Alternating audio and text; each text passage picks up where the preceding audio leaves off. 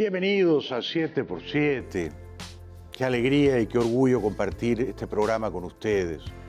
Gracias por vernos, gracias al canal Willax, gracias a nuestros auspiciadores, ¿no? Sobre todo al grupo Heineken, que ha llegado al Perú con esta cerveza maravillosa, exquisita. Mi esposa Silvia y yo la bebemos en casa.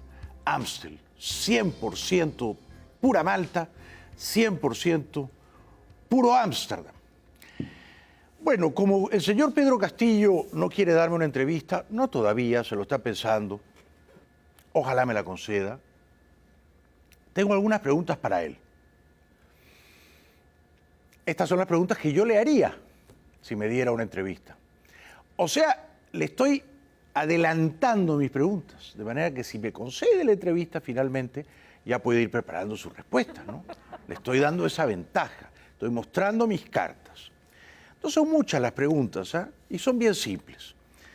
Y no creo que sean particularmente originales ni luminosas tampoco. A ver, la primera pregunta para Pedro Castillo es, ¿se compromete, señor Castillo, a no cerrar, es decir, a no disolver el Congreso peruano elegido limpia, libremente, el pasado 11 de abril?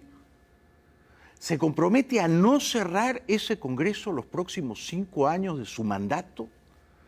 ¿Se compromete a no disolver ese Congreso en el que usted tiene, por cierto, la primera mayoría, no absoluta, pero la primera mayoría?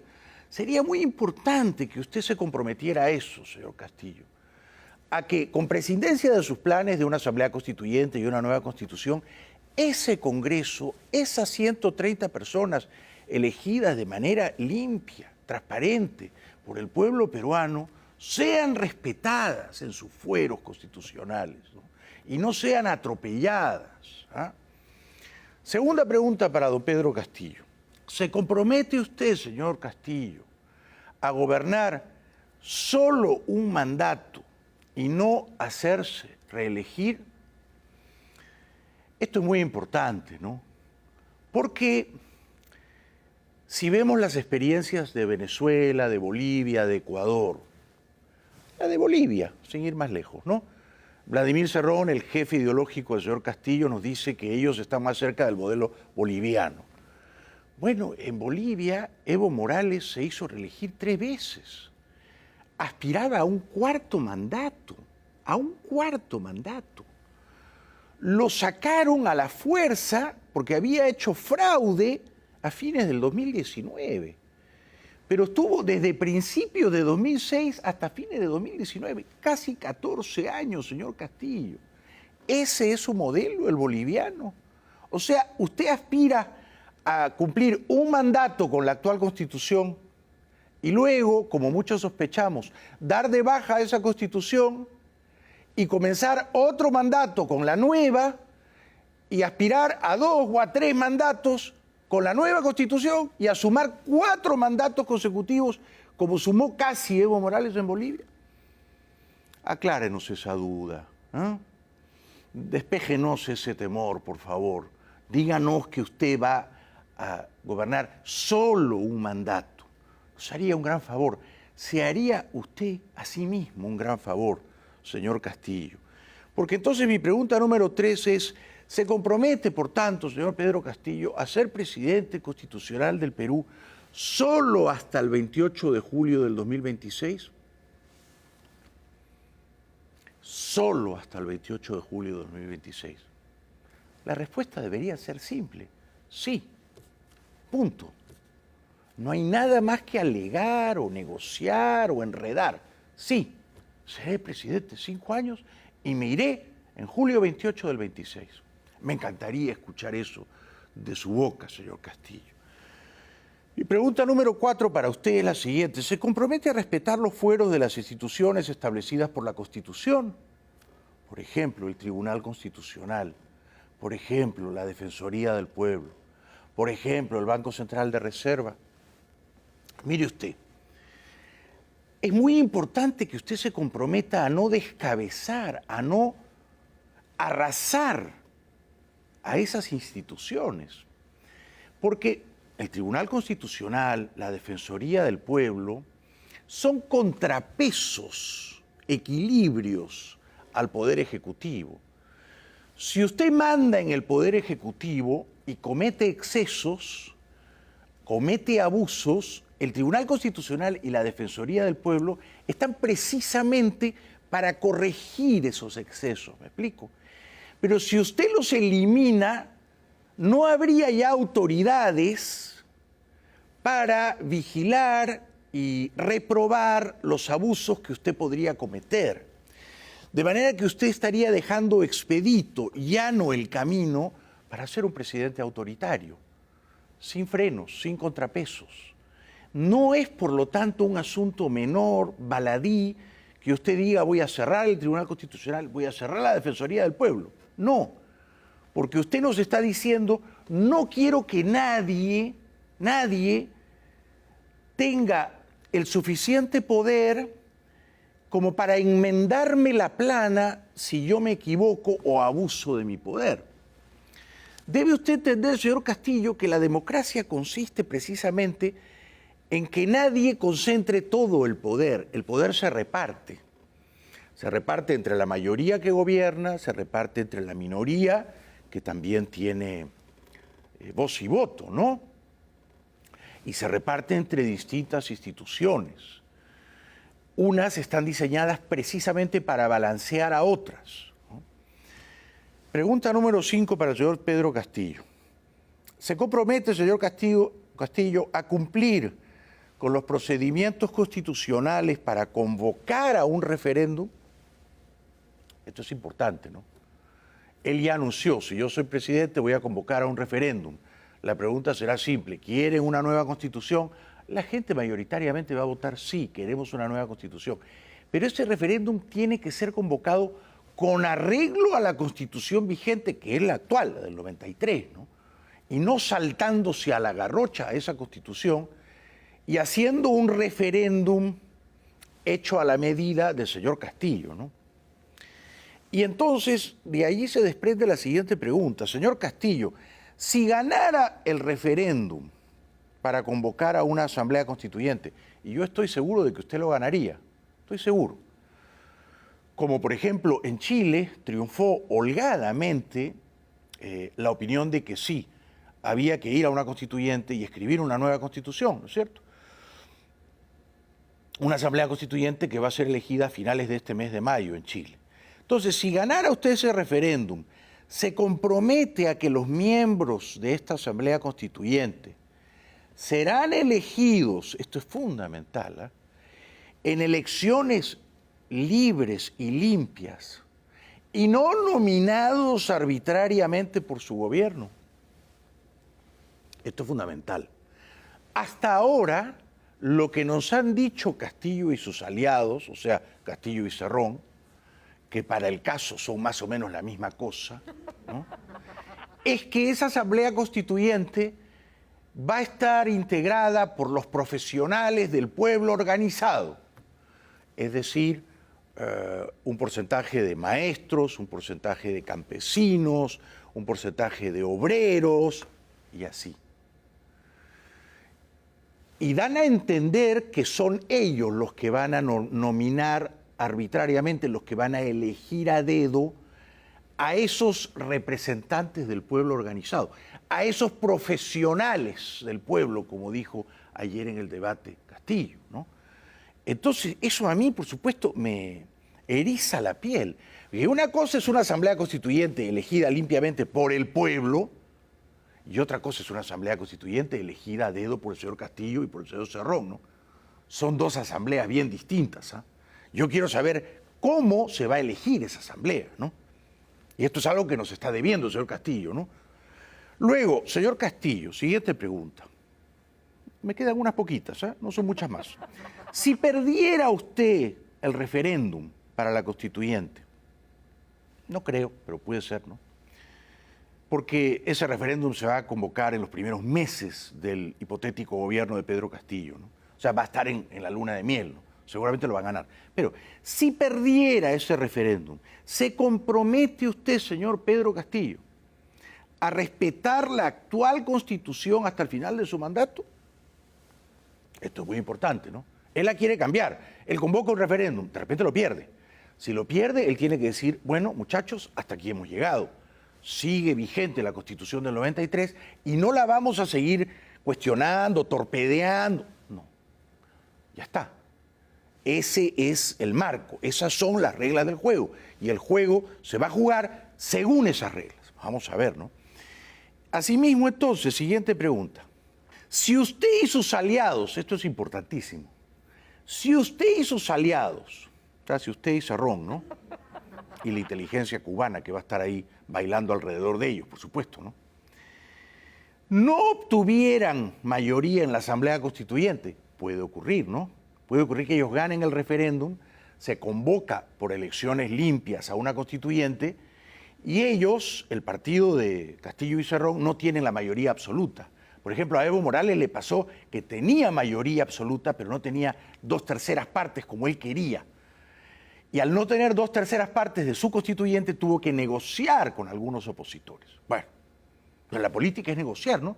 La política es hablar con el otro. Bueno, entonces, si ustedes no obtuvieran la mayoría en esa Asamblea Constituyente, se comprometen a respetar lo que ella determine.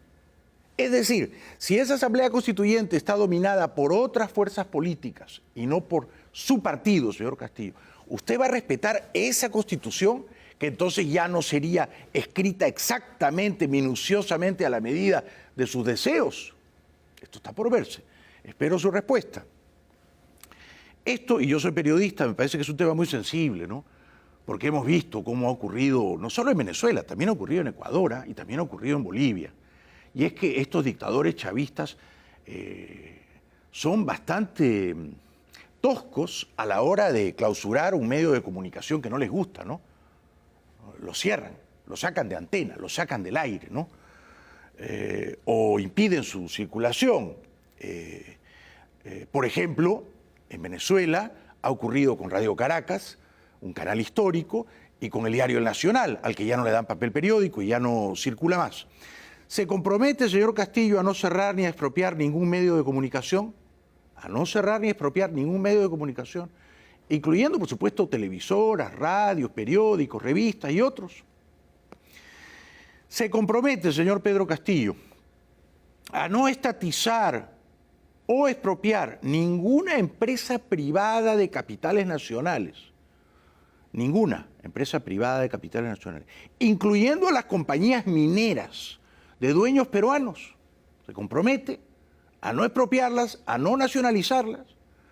Mineras de dueños peruanos, de familias peruanas que vienen trabajando en ellas por décadas, de generación en generación, y que han hecho trabajos verdaderamente admirables. No las voy a mencionar para que no me odien, ¿no? Y por último, señor Pedro Castillo, se compromete a no implantar un gobierno autoritario de estilo chavista en el Perú, como el que actualmente existe en Venezuela. Y se compromete a no indultar a Antauro Humala. Esta última es fundamental, porque Cerrón ha dicho que quiere indultar a Humala. Y Humala no es su preso político. Humala, Antauro Humala, el hermano del expresidente, está preso porque complotó, dirigió un complot, una asonada, en realidad un golpe de Estado fallido, y asaltaron una estación policial, asaltaron una comisaría y mataron a 4 policías, ¿no? Entonces yo espero de usted, señor Castillo, que tenga la nobleza de decir que no va a indultar a Antauro Humala. Ahora tengo unas pocas preguntas para Keiko Fujimori. Porque también Keiko Fujimori, aunque menos que Castillo, inspira algunos temores, ¿no? Enciende algunas alarmas. Yo lo he dicho y lo quiero reiterar. A mí me gusta hablar claro. Yo creo que si Castillo gana, va a implantar una dictadura chavista y se va a quedar por un tiempo muy prolongado en el poder. Creo que esto es lo que va a pasar si gana Castillo. O sea que si usted vota por Castillo, esas son las consecuencias, ¿eh? Aténgase a las consecuencias. Va a implantar una dictadura chavista y se va a eternizar en el poder. Y se acaba la democracia y se acaba la economía del libre mercado. Bien. Creo que si Keiko Fujimori gana, no va a implantar una dictadura. No, no creo. Ni siquiera creo que se atreva a cerrar el Congreso. Si el Congreso le derriba 2 gabinetes y ella legalmente lo puede clausurar, no lo va a cerrar. De manera que con Keiko Fujimori el peor riesgo que correría el Perú sería el de un gobierno mediano, mediocre, no demasiado brillante, no demasiado virtuoso, salpicado de corrupciones y de corruptelas, un gobierno más, uno parecido a los anteriores, ¿no? Desde Toledo para acá, uno más. Pero no creo que Keiko Fujimori, si gana, destruiría las libertades. No creo que destruiría la democracia y no creo que implantaría una dictadura como la que instauró su padre en el Perú. Por eso a mí me parecía muy injusto que años atrás los Vargas Llosa dijeran: si votas por Keiko, habrá una dictadura fujimorista. De nuevo, yo pensaba, pero eso no es así. Decían, si votas por Keiko, estás legitimando a la dictadura de su padre, discutible, y además estás condenando al Perú al oprobio de una nueva dictadura fujimorista. Esto último era claramente una exageración, ¿no es cierto? Está claro que si Keiko gana, dudo que sea una presidenta sobresaliente, descollante, no lo creo, no lo creo. Sus ideas son regulares, ¿no? Regulares. Y a veces moralmente chatas, ¿no? Por ejemplo, no me gustó nada lo que dijo en el debate respecto de eliminar la ideología de género en los textos escolares. No me gustó nada. Una idea claramente antiliberal, como otras ideas antiliberales que tiene Keiko. Pero vamos a hablar claro. Castillo sería una dictadura chavista. Keiko sería un gobierno democrático más o menos mediocre, más o menos corrupto, pero la señora se iría el 28 de julio de 2026. Y la democracia peruana estaría en pie. Y yo creo, bueno, quizás se iría antes si el Congreso la vaca, ¿no? Esto puede ocurrir, claro, si el Congreso la destituye. Pero yo creo que las aguas están tan movidas en el Perú que ella no se atrevería a cerrar al Congreso. Y quiero creer que por lo menos en los primeros 3 años el Congreso tampoco se precipitaría a vacarla, ¿no? A destituirla. Preguntas rapiditas para Keiko Fujimori entonces. La primera, ¿se compromete a no cerrar el Congreso? Nunca, en ningún caso. Ni siquiera si usted cree que puede o que debe o que legalmente le corresponde. No, no vale ampararse en argumentos de tinterillos, como hizo Vizcarra a fines del 19. No, no. Uno puede decir, yo podría cerrar el Congreso. Ah, sí, bueno, según tu interpretación auténtica y antojadiza de la Constitución. Sí, ¿no? Tú crees que podría, pero no deberías hacerlo. No es sabio hacerlo. No lo hagas. Así que, ¿se compromete a no cerrar el Congreso? ¿Se compromete a respetar la independencia, señora Fujimori, de los fueros judiciales? Sobre todo en las investigaciones en marcha contra usted. Esto es muy importante, ¿no? ¿Se compromete, por consiguiente, a no tomar represalias contra los procuradores que la han estado investigando? Esto es muy importante. Esto es muy importante porque hay 2 o 3 procuradores en el Perú que dicen que la señora ha cometido unos delitos tan graves que debería ir por décadas a la cárcel, ¿no? Entonces uno se pregunta, si la señora es presidenta del Perú, ¿qué pasa con esos procuradores? ¿Qué pasa con esas investigaciones? ¿No? Entonces ella tiene que ser muy clara en decir que va a respetar los fueros de la justicia, de los tribunales y de los procuradores. Se compromete a no usar los dineros del Estado, como hizo su papá, para comprar los contenidos de los medios de comunicación. O sea, la mermelada, ¿no? La mermelada. Usar los dineros del Estado de una manera taimada para comprar las lealtades del periódico A, del periódico B, del periódico C, ¿no es cierto? Periódicos que quizá no tienen ya tantos lectores, pero los vamos a cargar de publicidad, les vamos a dar millones de soles y esos periódicos van a hablar solo cosas bonitas de nosotros, ¿no? La mermelada. Esto se ha venido haciendo en el Perú en las últimas décadas, ¿no? Espero que la señora Fujimori se comprometa a no más mermelada.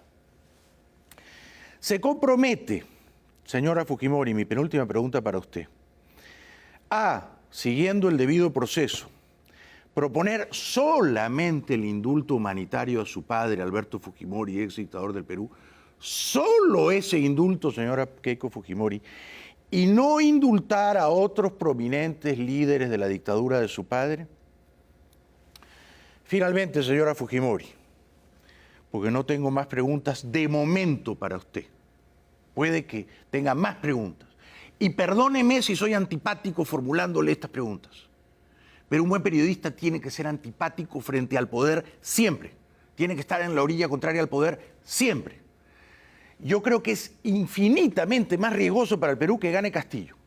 Por supuesto, me da pavor que gane Castillo. No quiero que el Perú sea una colonia chavista más. Pero, si usted gana, yo no voy a estar en el balcón aplaudiendo a la señora. No. Ni le voy a pedir un consulado, una embajada, un ministerio. Tampoco. Ni le voy a pedir que ponga publicidad en este canal. Tampoco. Lo único que usted puede esperar de mí, señora, es que yo esté en la oposición, en la leal, constructiva oposición a su gobierno. Si usted gana o si gana el otro, yo estaré en la oposición. Esta es mi última pregunta entonces para Keiko Fujimori. ¿Se compromete, señora Keiko Fujimori? Porque usted está casada con un ciudadano de Estados Unidos, ¿no? Y usted es hija de un ciudadano del Japón. A continuar viviendo en el Perú cuando termine su mandato y a no adoptar ninguna otra nacionalidad ni marcharse al exilio. Bien, esas fueron las preguntas. Yo espero, por supuesto, que Keiko diga que sí, ¿no? Que se compromete a eso, gane o pierda, ¿no es cierto? Ya se quede en el Perú, no se va a vivir a Japón, ni se va a vivir a Estados Unidos, ni se hace estadounidense, ni se hace japonesa, ni española, ¿no? No, ni adopta un título nobiliario, tampoco. Si uno se mete a hacer política en el Perú, si uno tiene suficiente fe en sí mismo, como para pararse en un estrado y decirles a los peruanos, yo quiero ser el presidente, ese es un contrato moral de largo plazo, Eso no es como alquilar un celular por un año, ¿no? Un prepago y después me voy. No. O si no me eligen, me voy y tomo otra nacionalidad. Tampoco, Uno se queda, gane o pierda, uno se queda. Y es una carrera de largo aliento. Y es un compromiso, digo yo, de toda la vida, ¿no? Una pausa será breve y regresamos con los videos humorísticos del 7x7 para darle, por supuesto, un momento risueño aquí al programa. Ya regresamos.